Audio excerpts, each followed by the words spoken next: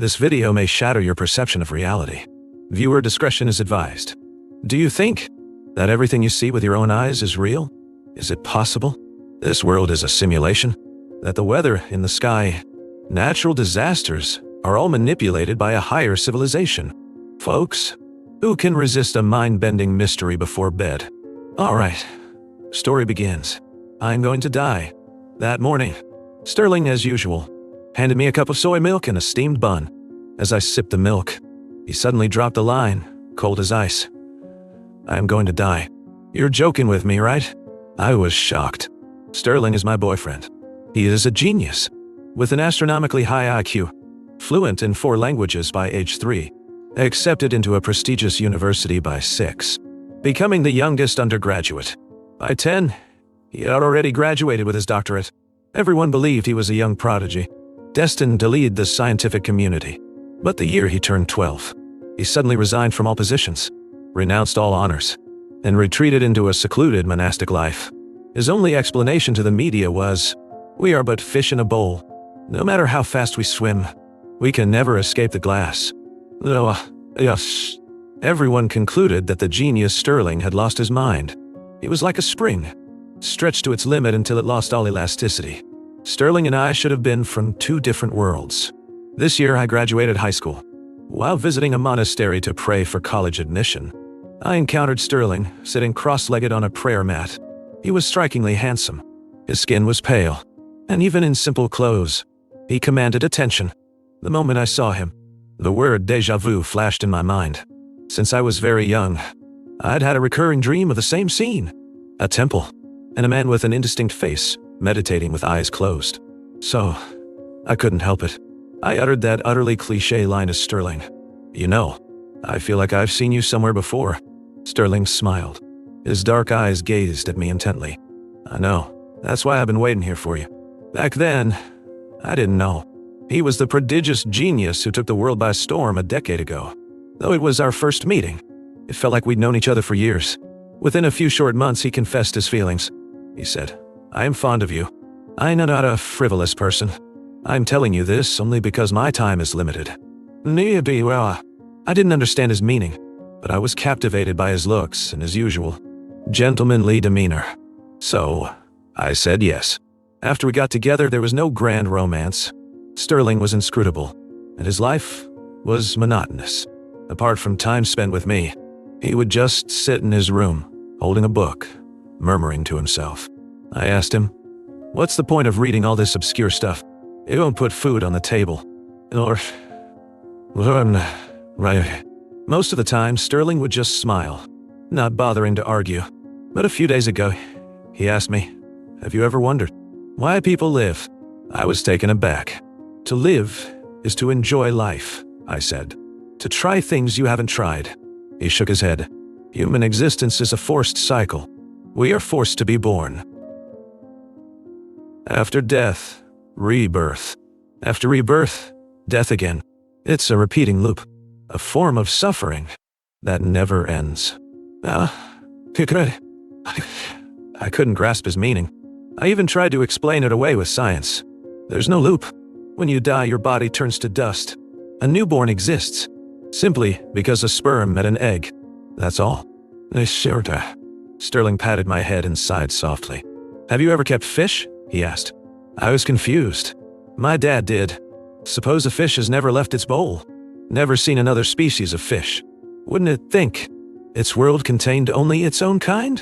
I tried to put myself in the fish's place, and after a long moment, nodded. The fish would probably think it was the only type of fish in the world.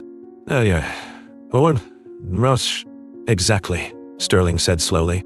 By the same logic, the fact that humanity has never encountered another high kind of being only proves that humans, like fish, are kept in this terrarium called Earth by a race of higher beings.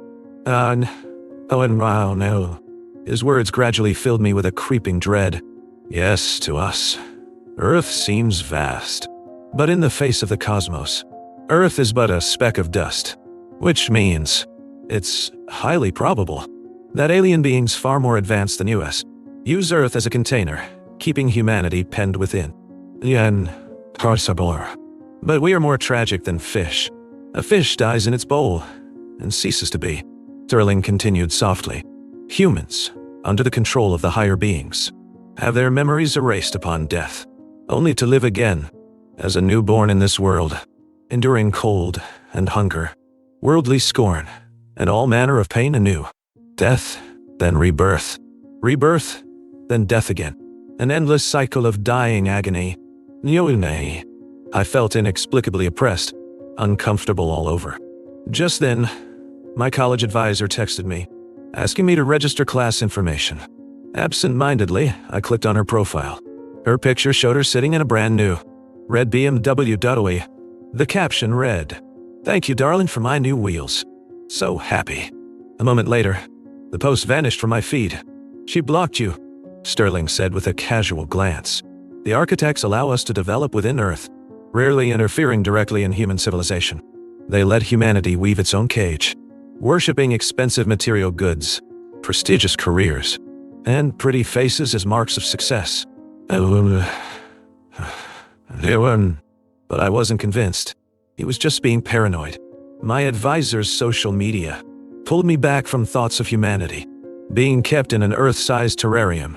My own dreams were modest. After graduation, I just want a good job, a big house. I blurted out, "The Earth is so big. Can't it just give me a home for free?" Sterling looked at me seriously. If the architects take notice of one particular fish, they might bestow an unexpected gift, like a winning lottery ticket, a sudden inheritance, an unforeseen opportunity, leading to instant wealth. To them, it's just a passing amusement, like when you were a child, bored. You might kindly give a crumb of bread to an ant. On a whim, I clasped my hands together and pleaded in prayer. "Almighty architects, please grant me a winning lottery ticket for 130 million. Almost unconsciously, I bought a quick pick ticket. The next day, I won $130 million. After taxes and donations, $8 million ended up in my hands. Ecstatic, I rushed to tell Sterling the news. I really won the lottery. But Sterling's face went deathly pale. He locked himself in his room, refusing food and water. Late that night, I heard his voice, a mixture of despair, excitement, and utter hopelessness. "It is possible to escape. It must be possible. I found it. Siddhartha Gautama Detti. On this entire planet, he was the one fish who escaped the bowl, broke the cycle. I knocked, begging him to come out and eat. But Sterling was lost in his own world, oblivious to my words. Early the next morning, his door was slightly ajar. I pushed it open to find the room empty. Frantically, I searched for him. "Sterling, where are you? Don't scare me like this. I went to get you breakfast." The front door opened. Sterling stood in the foyer, changing his shoes. He looked no different than usual, devilishly handsome, with deep, soulful eyes. "Here, Vera, eat up." I took the soy milk from him and took a sip. "You didn't come out all day yesterday, and then you were gone this morning. You scared me to death." Sterling simply hummed, just looking at me with immense tenderness. It made me uneasy. "Have you eaten?" I asked. "What were you muttering about last night?" Sterling didn't answer. He gently stroked my hair and said with eerie calm, "The architects have noticed me. I'm going to die." "No, over me." I was stunned. You're joking, right?" "Perhaps," Sterling said, walking toward the balcony. "Sterling, stop, please. I'm scared." I threw the milk aside and clung to him desperately. "Don't jump." "I won't jump. I won't leave you to bear the scorn and suspicion of others."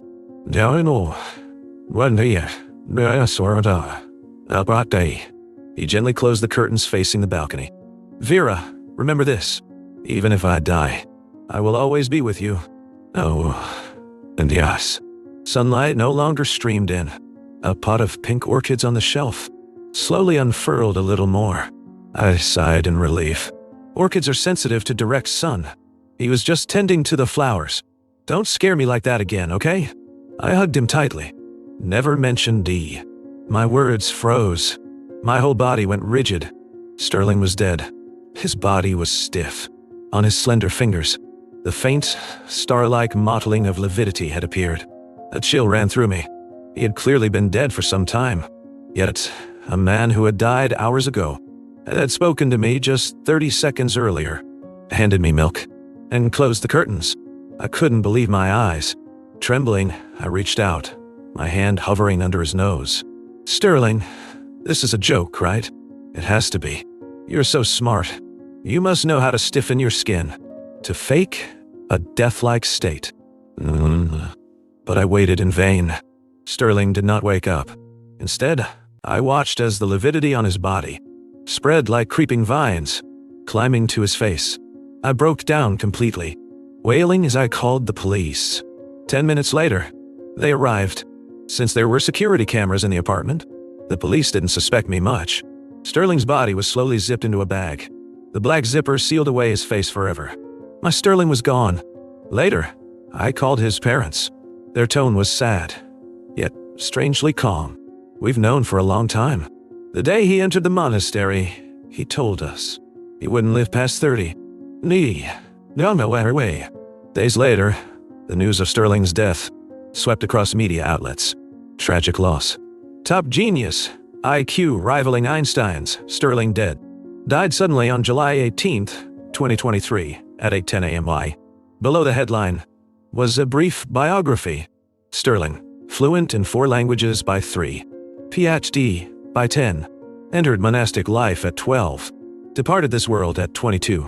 The article featured a black and white photo of him at 10, in his doctoral robe, holding his diploma. In the photo, he looked childlike, yet his features were sharp, his eyes devoid of any smile. Only then did I realize how extraordinary my boyfriend had been. Tears welled up and fell unbidden, drop by drop onto my phone screen, right onto Sterling's eyes in the photo. Suddenly, his eyes shifted. The cold, frosty black and white gaze suddenly held depth and tenderness. "Sterling, is that you?" I stared at the screen, my voice a hoarse whisper. In that same instant, his eyes returned to the lifeless, vacant stare of the photograph. I collapsed onto the sofa, like a fish out of water, mouth slightly agape, in a desperate thirst. My eyes fixed on the phone screen, but the miracle did not repeat. After a long while, a thirst rose within me. A deep, clawing, maddening thirst. I rushed to the kitchen, filled a glass with water, and gulped it down. The moment I finished, the parching thirst returned, more intense. I felt as if my whole body were on fire. Only water could quench this infernal heat. I filled the bathtub, then grabbed the water cooler jug, and poured it directly into my mouth. Minutes later, I stared blankly at the empty jug. I just chugged 2 liters of water in one go. The bizarre thing was, my stomach was completely flat. No feeling of fullness, as if those 2 liters had never entered me. I hurriedly stepped on the scale. The number was almost identical to my usual fasting weight. This contradicted everything I'd ever learned. The law of conservation of mass? Why did drinking 4 pounds of water leave my weight unchanged? My questions were drowned by the renewed burning dryness in my throat. I ran into the bathroom and plunged headfirst into the filled tub. Instantly, the water reacted as if a 1,000-degree iron had been dropped in, steaming and boiling away. Terrified, I tried to stand. Impossibly heavy. I sank completely beneath the surface. Through the clear, rippling water, the white bathroom tiles before me began to blur and change. The water turned pale blue, then deep navy. I was no longer in a bathtub, but immersed in the open sea. With the sway of the currents, I glimpsed shafts of sunlight from above. Was I hallucinating? I frantically raised my head, breaking the surface. But now, instead of my familiar ceiling, I saw a piercingly blue sky and an endless expanse of deep ocean. I pinched my arm hard. A sharp pain confirmed. This was neither hallucination nor dream. But how did I move from my home to the middle of the ocean in an instant? Suddenly, Sterling's words echoed in my mind. He said if the architects notice a particular fish, to them, it's just a passing amusement. Like when you were a child, bored, you might kindly give an ant a crumb. I always thought Sterling was a bit unhinged, but my current predicament made me believe him utterly.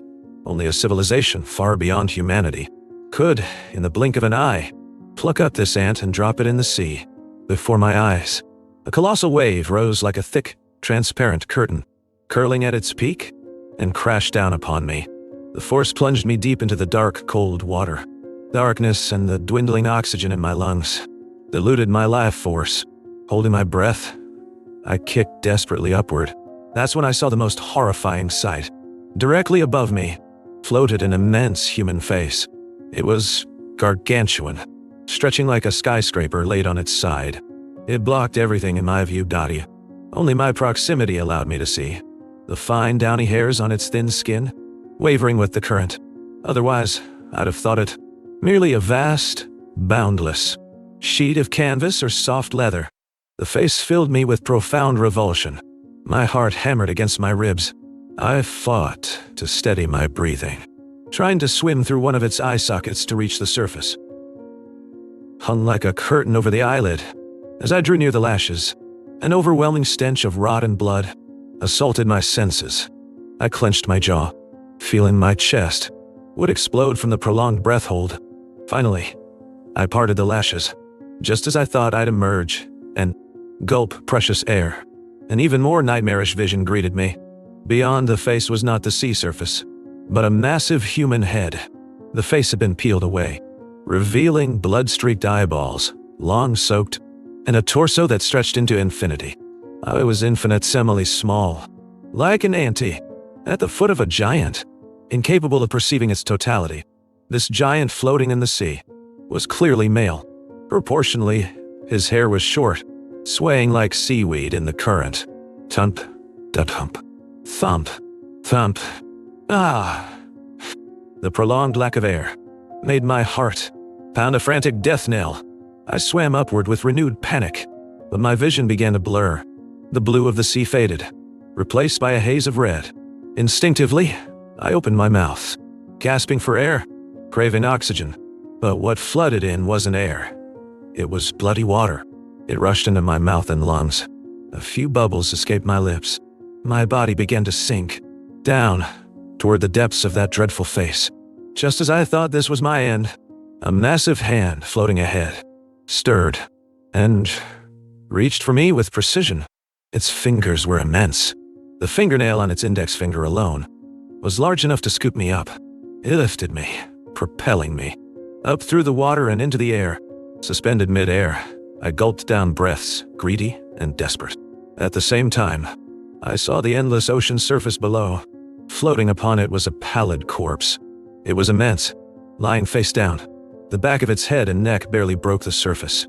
Its dense hair, looking like a small island, covered in black trees. At the edge of this hair island, a glint of metal caught my eye. A necklace. The pendant bore the letters, BWWTA. Boom-a-do-ow. Oh no. My mind exploded. B for Bayou. W for Way. Our initials combined. Could this colossal, sea-bleached body beneath me be Sterling? My blood seemed to freeze. My throat clenched as if by an invisible hand.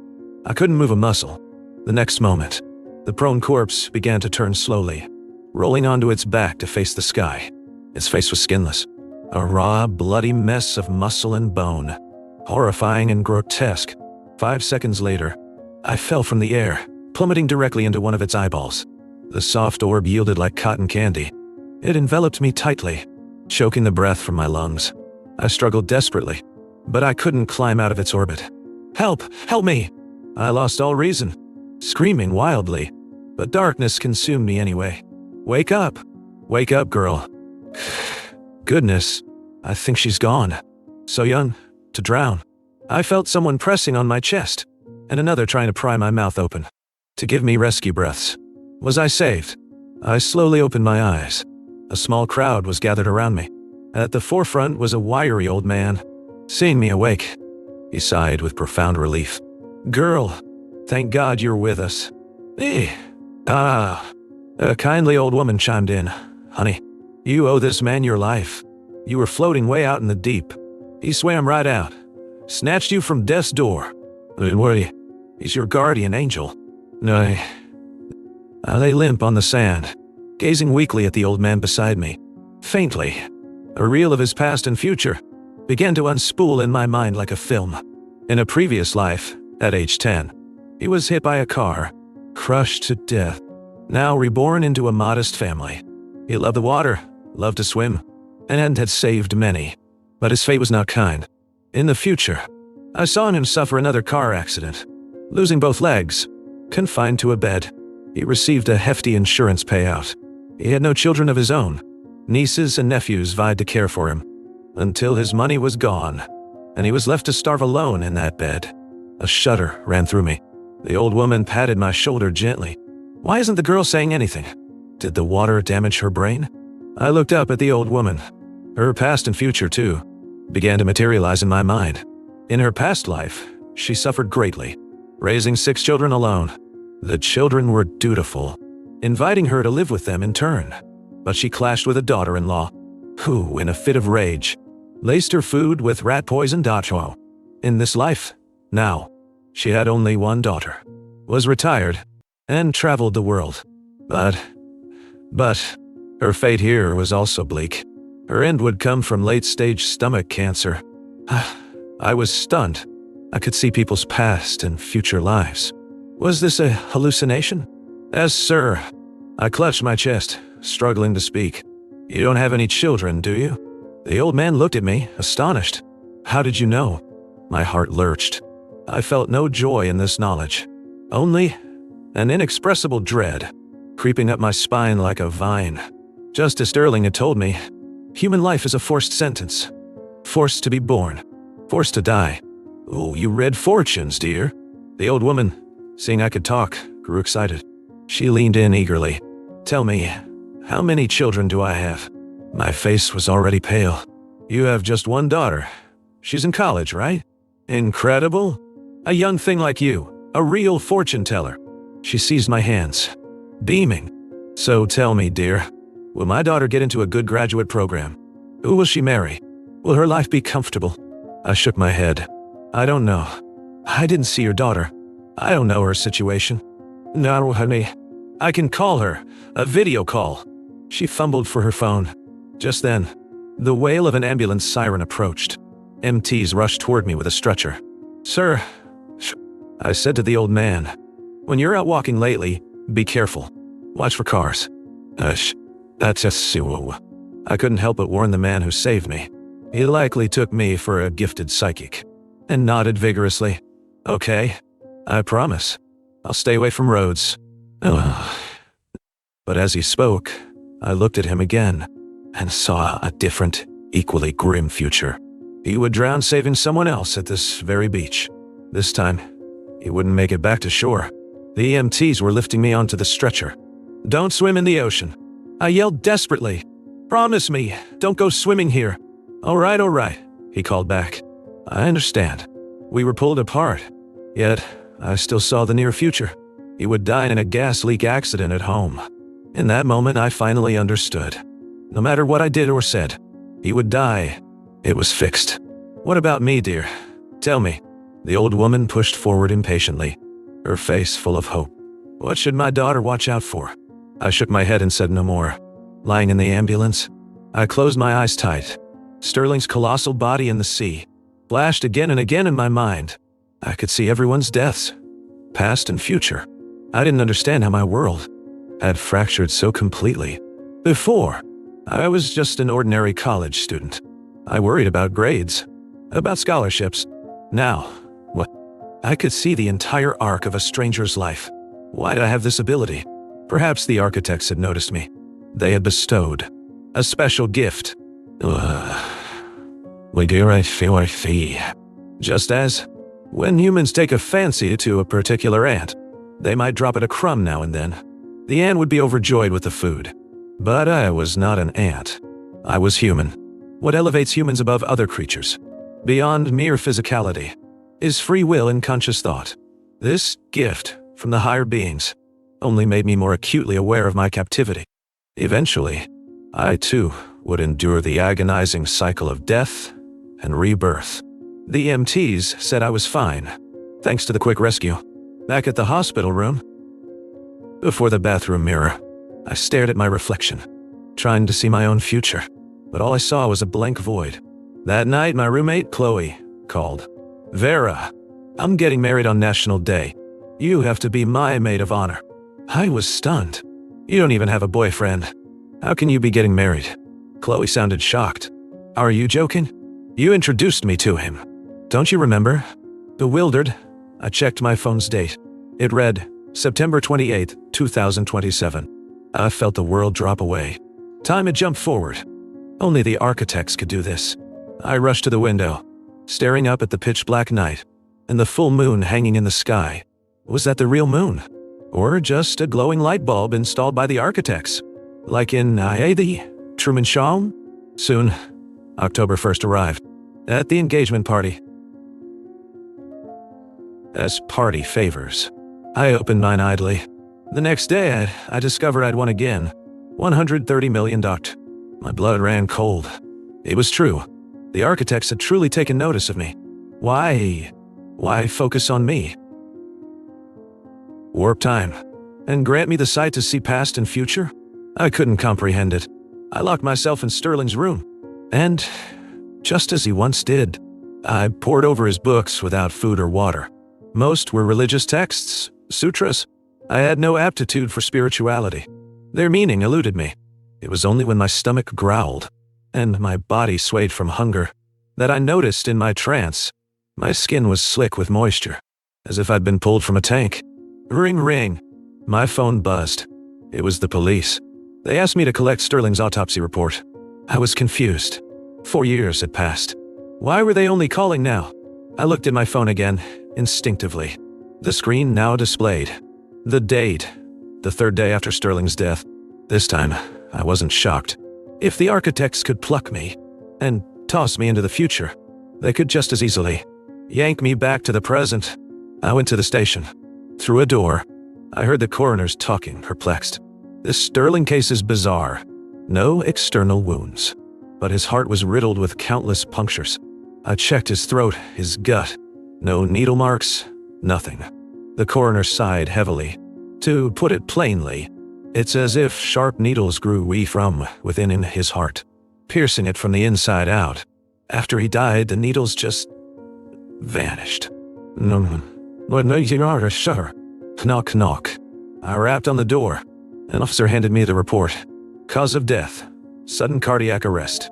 Afterward, I went to my dorm. My roommate Chloe was on her bed, excitedly chatting with the others. Guess what? I saw this guy at the library. He's so handsome. I have such a crush. The others replied, if you like him, go for it. Chloe deflated. He's way out of my league. He probably has tons of girls after him. I'd just be embarrassing myself. Anita Karstein. No, I said to Chloe. That guy you like, he's my old high school classmate. You know, after graduation, you'll marry him. No. Chloe ignored me completely. I frowned. Are you guys mad at me? I asked louder. Because I haven't been staying in the dorm. None of the 3 roommates responded. I stepped forward, waving my hand in front of Chloe's face. No reaction. It was as if she couldn't see me. She wasn't pretending. Her pupils didn't even shift. My scalp prickled. Aye, burring. The class bell rang. I ran to the lecture hall. The professor took attendance. When he called my name, I stood up and shouted, Here! The professor's eyes scanned the room with annoyance. Vera? Not in class again? I'm here. I screamed in despair. I'm right here. Why can't anyone see me? A barrier separated us, like a one-way soundproof mirror. I could see and hear them, but they were utterly blind and deaf to me. Frantically, I grabbed for chalk to write on the board. My fingers stopped just short, as if an invisible film prevented me from touching it. I had become a ghost in my own timeline, an invisible, transparent specter. I finally understood. The lottery, the foresight, the time jumps, none of it was a gift from the architects. It was a cruel game, a punishment, like a human giving a crumb to an ant, only to flick it away, as the ant tries to drag it home. Then, tossing the ant miles from its colony. My life was now controlled by them. I didn't know what to do. I looked up at the sky. The bright day was turning overcast. A storm was coming. The downpour began before the first lightning flash. Each raindrop hit me like a pellet of ice. I missed Sterling. Whenever it rained, He'd be waiting with a black umbrella outside my lecture hall. Now, it was my turn. I would go to him. I ran headlong toward the ocean. The storm intensified. The rain became a solid wall of water, pushing me back with every step. I trudged forward, step by agonizing step, then threw myself into the raging sea. The violent waves swallowed me, but I felt no distress. Strangely, I could breathe in the water. Look! In the sky, a giant head. Faintly, I heard people shouting on the shore. A mirage? Oh my God, it's terrifying. But when I broke the surface to look, I saw the colossal head in the sky was Monet. Black hair plastered across its features, snaking down a monstrous neck. It was a horrifying sight, but a flicker of hope rose in me. Can you see me? I screamed. The giant head in the sky mimicked my action. Leaning closer, mouth agape, in a terrifying, twisted shriek. It's going to eat us. Panic erupted. People who'd been filming dropped their phones and fled inland. I quickly closed my mouth. The giant head in the sky did the same. I tried to raise a hand in a peaceful gesture. Only a massive arm appeared in the sky. My face was gone. No matter how I tried to communicate, the sky above could only project disjointed parts of my body. Connection was impossible. I dove back into the sea to find my Sterling. The azure waters had turned ink black. I swam for what felt like ages, and there he was. This time, perhaps because the water caused me no distress, I could see him more clearly. Sterling was not a single, solid form. He was a congregation. Countless beings with alien, twisted faces, clustered together in a dense mass, forming the illusion of his giant body, like a swarm of insects, forming a larger recognizable shape. Suddenly, the eye socket of the mass ruptured. The beings clustered there, detached and swam toward me in a grotesque, writhing motion. Their heads came to a sharp point. Only a pair of arms and a single eye on each side of their head. No nose, no mouth. They looked like deep-sea abominations. But I knew. They were the architects. I heard them speak, not with sound, but directly into my mind. Dot. Welcome back.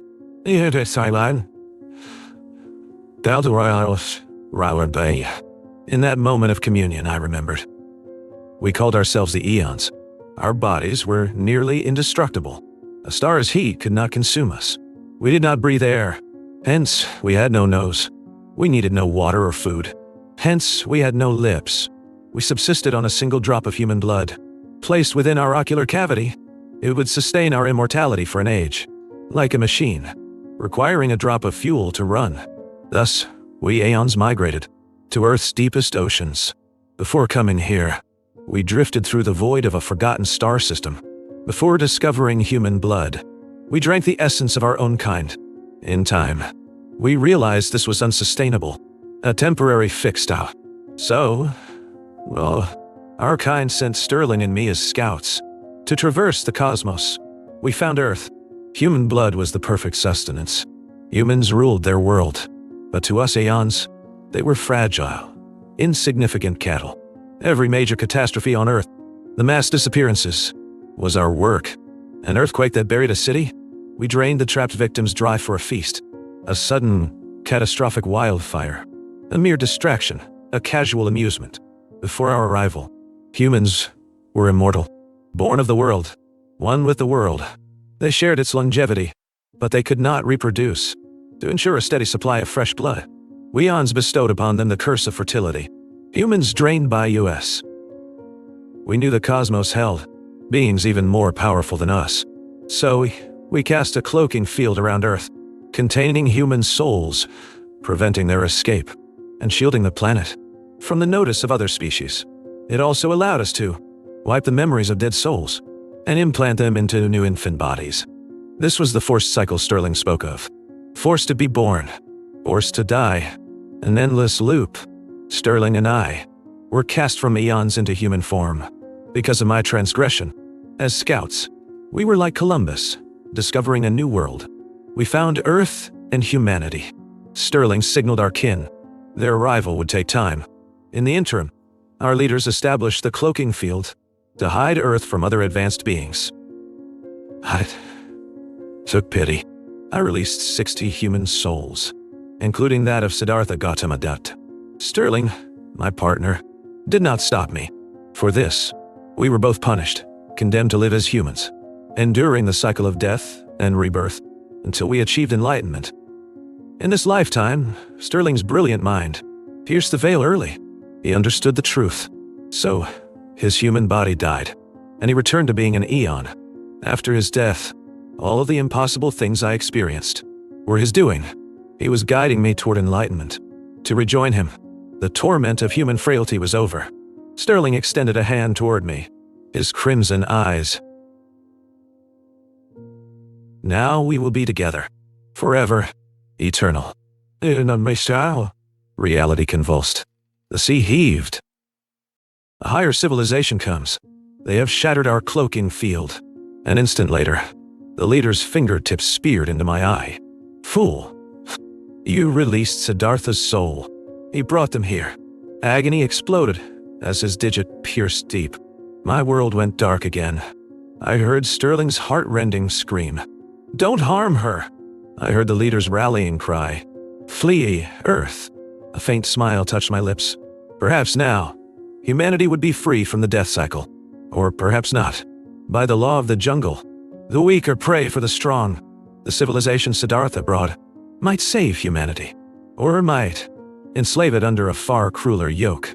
The end. Thank for your watching, everyone.